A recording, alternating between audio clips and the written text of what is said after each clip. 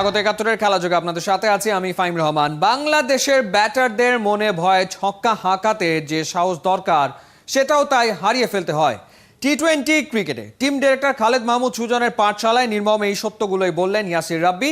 পাওয়ার হিটারের খোঁজে থাকা সুজন দীর্ঘ সময় কাজ করেছেন টি-20 বিশ্বকাপ আন্ডার-19 ওয়ার্ল্ড কাপ জয়ী তারকা পারভেজ ইমনের সাথে। রহমান পেয়ারের রিপোর্ট।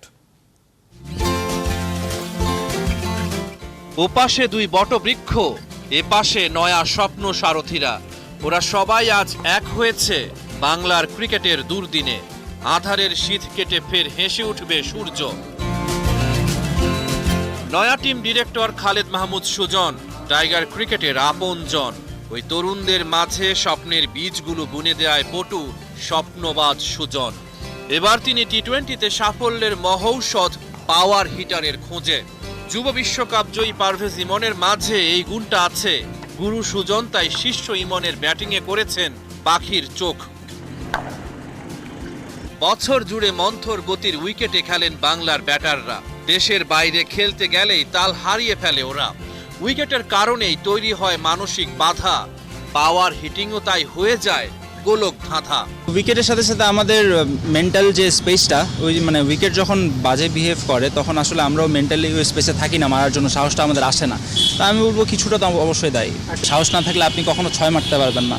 এই জিনিসটা আমার কাছে মনে হয় একটা ব্যাটসম্যানের জন্য সবচেয়ে বেশি ইম্পর্টেন্ট, যে সাহস থাকতে হবে তাকে 6 মারার জন্য। অস্থির সময়ে হাল ধরতে হয় শক্ত হাতে। নির্বাচক হাবিবুল বাশারও ব্যস্ত সমস্যা সমাধানের পথ খুঁজতে।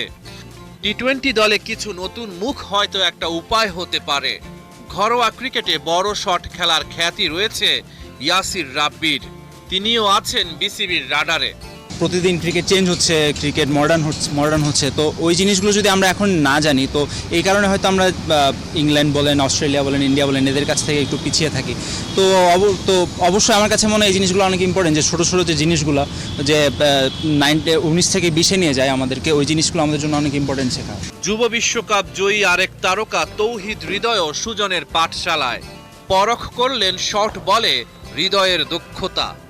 ওদিকে ইয়াসির রাব্বির 3 বছর ধরে জাতীয় দলে অভিষেকের অপেক্ষা। আমাদের একজন বড় ভাইয়ের সাথে কথা বলছিলাম এই জিনিসটা নিয়ে, তো উনি আমাকে বলছো তুমি যে জায়গায় আসো ওই জায়গায় বাংলাদেশের অনেকেই নাই। তো তুমি যদি ওইভাবে চিন্তা করো তাহলে তোমার জন্য জিনিসটা ভালো। আর তুমি যদি চিন্তা করো না আমায় খেলাচ্ছে না, আমার হচ্ছে না কেন, নেগেটিভ চিন্তা করলে আসলে তুমি নিজেই পিছিয়ে পড়ে যাবা। তো ওই কথাটা আমার খুব ভালো লাগছিল। তো এই জন্য আমি আসলে যখনই আমি মেন্টালি ডাউন থাকি তখন ওই কথাটাই চিন্তা করি যে আমি যে জায়গায় আসি ওই জায়গায় তো অনেকের ড্রিম থাকা।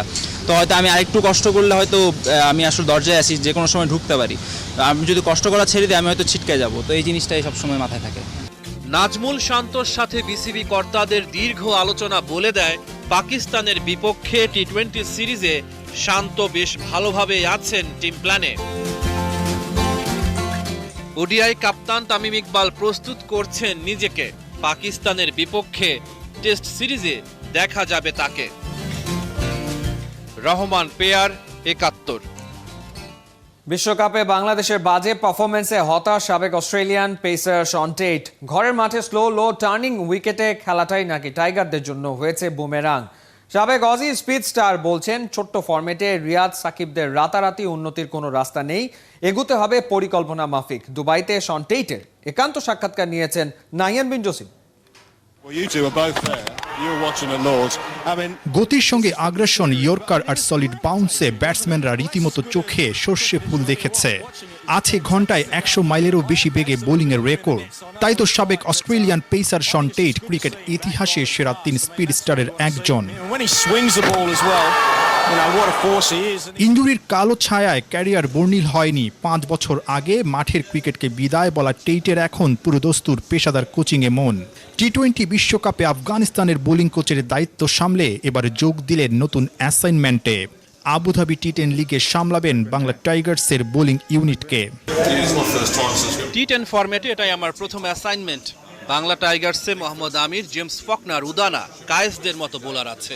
ব্যাটিংয়ে ফাফ দুপ্লাসি, ফ্লেচার, জাজাইরা আছে। এক কথায় চ্যাম্পিয়ন হওয়ার মতো টিম। আমি সেভাবেই প্ল্যান সাজাবো। আবুধাবি টি-10 লিগে বাংলার প্রতিনিধিত্ব করবে বাংলা টাইগার্স। অথচ মরুর বুকে দিন কয়েক আগে হতাশার একটা বিশ্বকাপ শেষ করেছে টিম টাইগার্স। সুপার 12-এ বাংলাদেশের বাজে পারফরম্যান্স শন টেটকেও করেছে অবাক। বাংলাদেশ এতটা বাজে খেলার দল না। ব্যর্থতার কারণ বাংলাদেশের টিম ম্যানেজমেন্ট ভালো বলতে পারবে। তবে আমার মনে হয় ওদের জন্য বিপদ ডেকে এনেছে বিশ্বকাপের আগে নিজের দেশে স্লো টার্নিং উইকেটে খেলা। এটা ভুল সিদ্ধান্ত ছিল। ভবিষ্যতে নিশ্চয়ই বিষয়টি তাদের মাথায় থাকবে। টাইগারদের ঘুরে দাঁড়ানোর টোটকা খুঁজছে বিসিবি। শন টেট বলছে এই ফরম্যাটে উন্নতি ধরা দিবে না রাতারাতি। পরিকল্পনা মাফিক পদক্ষেপটা হতে হবে ধীর গতির। বাংলাদেশের ব্যর্থতার বড় কারণ ব্যাটিং। দুর্বলতা খুঁজে বের করতে হবে, পরিকল্পনাও সেভাবেই করতে হবে। একসঙ্গে বড় পরিবর্তন আনা বুমেরাং হতে পারে, রাতারাতি উন্নতি সম্ভব না। শন টেটের সঙ্গে বাংলা টাইগার্সের ডেরায় ইতিমধ্যে যোগ দিতে শুরু করেছেন ক্রিকেটাররা। 16 নভেম্বর থেকে আবুধাবিতে মাঠের প্রস্তুতি শুরু করবে দলটা। নাহিয়ান বিন জসিম, 71, দুবাই, ইউএই। এবারে টি-20 বিশ্বকাপে বাংলাদেশ দলের বিপর্যয়ের নানা দিক খতিয়ে দেখতে রিভিউ কমিটি গঠন করেছে বিসিবি। 2 সদস্য বিশিষ্ট কমিটিতে আছেন 2 বিসিবি পরিচালক এনায়েত হোসেন সিরাজ ও মোহাম্মদ জালাল ইউনুস। বিসিবির সংবাদ বিজ্ঞপ্তিতে বলা হয়, বিশ্বকাপ স্কোয়াডের ক্রিকেটার, টিম ম্যানেজমেন্ট ও সংশ্লিষ্ট অন্যদের সঙ্গে কথা বলে এই কমিটি খুঁজে দেখবে বিশ্বকাপে দল কেন প্রত্যাশা অনুযায়ী পারফর্ম করতে পারেনি। তারা তাদের পর্যবেক্ষণ বোর্ডকে জানাবে।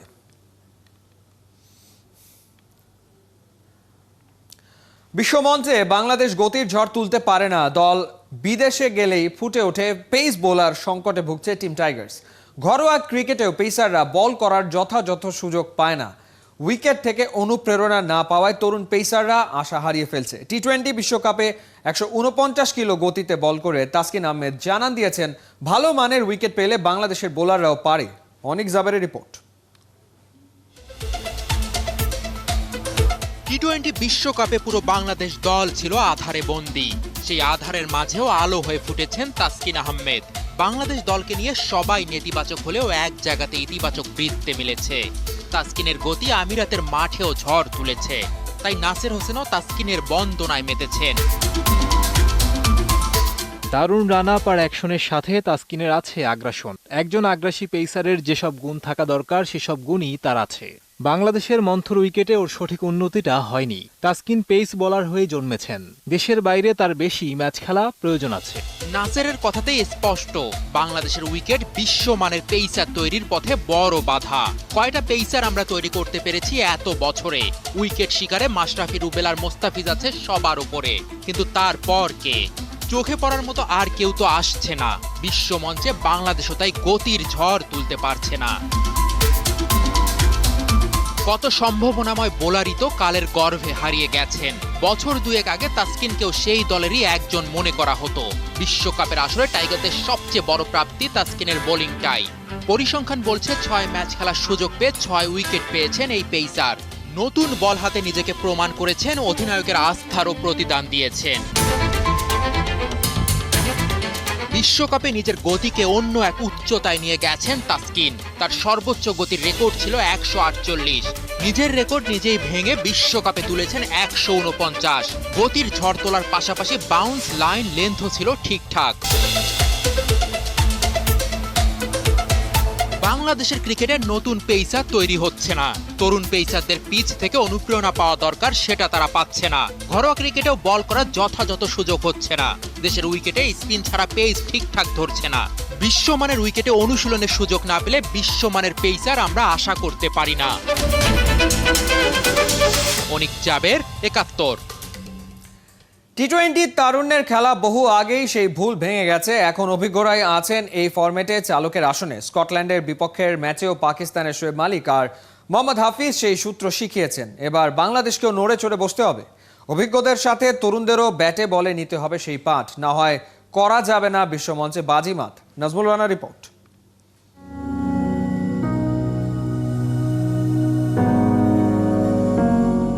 আসমানি পর্দা দুলে উঠে বললেই এখন আর বাংলার ক্রিকেটটা দোলে না, হতাশার গল্প তাই কমে না। ঘোর আধারে কোথাও যেন কোনো আলো নেই, গ্যালারির দর্শকরা মুষড়ে পড়েন তাই হারিয়ে ফেলেন খেই। আশার বসতি গাড়া তাসের ঘরও তাই ভেঙে পড়ে বারবার। 40-এ না যেতেই বাংলাদেশের অনেক ব্যাটার হয়ে গেছেন চালসে।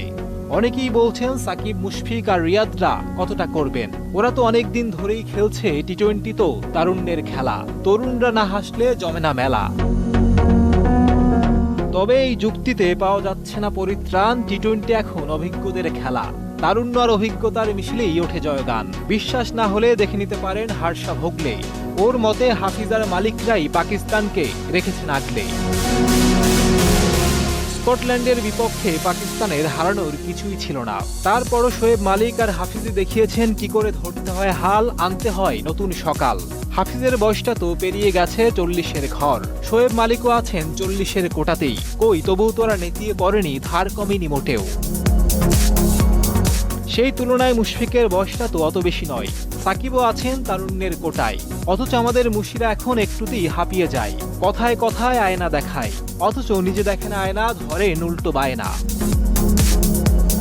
আর মালিকরা অন্যকে নয়, নিজেকেই দেখেন আয়নায়। সেই দর্পণে দেখা মুখটাকেই রোজ নিয়ে যান উন্নতির পর্দায়। থাকেন ফিট অকপটেই, তাই ওরা বলতে পারে ফিটনেসের রহস্য লুকিয়ে আছে আয়নায়, আপন ঘরে। আয়না কাণ্ডে বিব্রত বাংলার তরুণ আর অভিজ্ঞদেরও তাই এবার আয়না দেখা চাই। বাড়াতে হবে ব্যাটের ধার, প্রতিপক্ষকে কোপকাত করতে হবে। বয়সের সীমায় তারুণ্যকে বেঁধে হওয়া যাবে না ছারখার। ব্যাটনাকাল বাংলাদেশের বলেও ছিল না বৈচিত্র্য মোটে। অন্যরা যখন লেগ স্পিনের ক্যারিশমায় প্রতিপক্ষকে নীল করেছে, বাংলাদেশকে সেই জায়গাটা বেশ ভুগিয়েছে। লেগি অ্যাডাম জাম্পাকেই দেখুন শেষ ম্যাচে একাই বাংলাদেশকে ধসিয়ে দিয়েছে। বাংলাদেশের আমিনুল বিপ্লবকে উড়িয়ে নিয়েও কিছুই করতে পারেনি। ওকে নেট বোলার হিসেবেও রাখা যায়নি। অথচ দলে কিন্তু নানা রকম পরীক্ষা নিরীক্ষা চলেছে রোজই। রাসেল ডোমিঙ্গো আর নান্নুরা ধরেছেন নানা রকম বাজি, কিন্তু সেই বাজিতে বিপ্লবকে বাজিয়ে দেখার সাহসটা হলো আর কই। শুধু বিপ্লব নয়, লেগি তকমাটাই যেন উপেক্ষিত বঙ্গরাজ্যে। অথচ টি-20 বোলিং র্যাঙ্কিংয়ে যে সবার শীর্ষে, তিনিও একজন লেগি। সেই শামসির মারণাস্ত্র পা ছুঁয়ে যাওয়া ঘূর্ণি। এবার কি বিসিবি একটু এদিকটায় নজর দেবে, নাকি চোখটা বন্ধ করেই থাকবে? নাজমুল রানা, ৭১। যখন বাংলাদেশ দল ভালো খেলে তখন তার মুখ থেকে ঝরে না কোনো প্রশংসা বাক্য। তবে খারাপ করলেই সমালোচনা তীর ছুঁড়ে দেন বিসিবির সাবেক সভাপতি সাবের হোসেন চৌধুরী। বাংলাদেশ দল আর বিসিবির সমালোচনায় সাবের হোসেন টুইট করেন, আন্তর্জাতিক অঙ্গনে নিজের দেশ আর ক্রিকেট বোর্ডকে হেয় করে আসলে লাভটা কি, প্রশ্ন অনেকের। রহমান পেয়ারের রিপোর্ট। সব খেলায় যে জিততে হবে এমন কোনো কথা নাই, এটা তুমি কি বলো? তবে আমি আশা ছাড়ি নাই, আপা কিন্তু মাননীয় প্রধানমন্ত্রী আশা ছাড়াই না।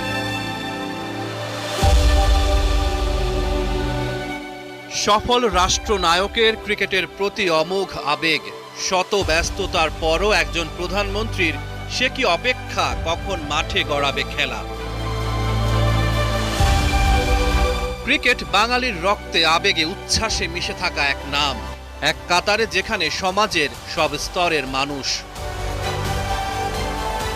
কত আক্ষেপের গল্প বিশ্বকাপ ব্যর্থতায় সামনে আসে, তবে অর্জনটা তো খুব কম না। মাশরাফির টেপ পেঁচিয়ে মাঠে নামা, তামিম ইকবালের ভাঙা হাতের চোয়ালবদ্ধ নিবেদন আমাদের ক্রিকেটের আজন্ম স্মারক হয়ে আছে, থাকবে অনন্তকাল। বুকে হাত দিয়ে বাংলার প্রতিটা মানুষ অনুভব করে ক্রিকেট আর ক্রিকেটারদের গৌরব গাথা। তবে এর মাঝেও থাকে ব্যতিক্রম। চোখে পড়ে না বীরত্ব গাথার কোনো গল্প। ঘরের সেই লোকগুলো পরের কাছে নেতিবাচক দিক তুলে ধরে তৃপ্তি পান, হতে চান মহান। অথচ গেল বছরগুলোতে সাফল্যের স্তুতি শোনা যায়নি সাবের চৌধুরীর কথায় কাজে। কেন যেন ব্যর্থতার অপেক্ষায় অপেক্ষমান পরিপাটি মানুষটা। বাংলাদেশ ওডিআই সুপার লিগে শক্ত অবস্থানে। কখনো কেউ দেখেছেন সাবেক বিসিবি সভাপতির কোনো টুইট? প্রথমবার লঙ্কানদের বিপক্ষে ওডিআই সিরিজ জয় নিয়েও নিশ্চুপ। এসব না হয় বাদই দেয়া যাক, 2016-17-তে অস্ট্রেলিয়া আর ইংল্যান্ডের মতো বনেদি দলের বিপক্ষে টেস্ট জয়ের মতো বড় অর্জনেও উচ্চ কণ্ঠ হতে দেখা যায়নি বিসিবির সাবেক বসকে। অর্জনের এই গল্পগুলো স্বয়ং প্রধানমন্ত্রীকে ছুঁয়ে গেলেও তাতে মন ভরে না সাবের হোসেন চৌধুরীর। তিনি ক্লান্ত পথিকের মতো অপেক্ষায়, কবে আসবে খারাপ সময়। টুইটারে সরব হওয়ার সেই অপেক্ষা এবার পূরণ হয়েছে। কৌতূহলী মনে প্রশ্ন জাগে, সাবের চৌধুরী তো আমজনতা না, তিনি অনেকের আইডল, এক সময়ের সাংগঠনিক আইকন, ক্রিকেটের অনেক অর্জনের কারিগরও। তারপরও হালের অর্জনগুলো কেন তাকে ছুঁতে পারে না? কেন তার দীর্ঘ অপেক্ষা? টুইটারে সরব হওয়া শুধুই ব্যর্থতার গল্প লিখতে। রহমান পেয়ার, ৭১। আসন্ন বাংলাদেশ সফরের জন্য পাকিস্তানের টি-20 দল ঘোষণা করা হয়েছে। স্কোয়াডে ডাক পেয়েছেন মোট 18 জন ক্রিকেটার।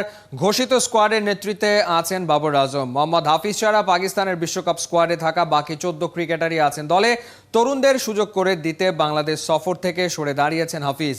বিশ্বকাপ স্কোয়াডের বাইরে থাকা 3 ক্রিকেটার সুযোগ পেয়েছেন বাংলাদেশ সফরের দলে।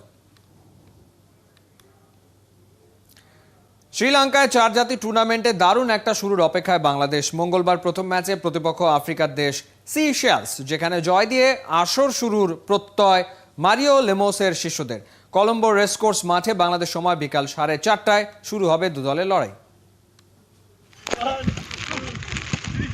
একটা শিরোপা জয় ঢেকে দিতে পারে ব্যর্থতার কলরব। নেপাল আর মালদ্বীপে প্রত্যাশা পূরণ হয়নি, এবার মিশন শ্রীলঙ্কা। আসলে চেনা সব প্রতিপক্ষ, যার শুরুটা সিসেলসের বিপক্ষে, আর সেই হিসেবটাই কিছুটা হলেও সাহস যোগাচ্ছে মারিও লেমোসের শিষ্যদের।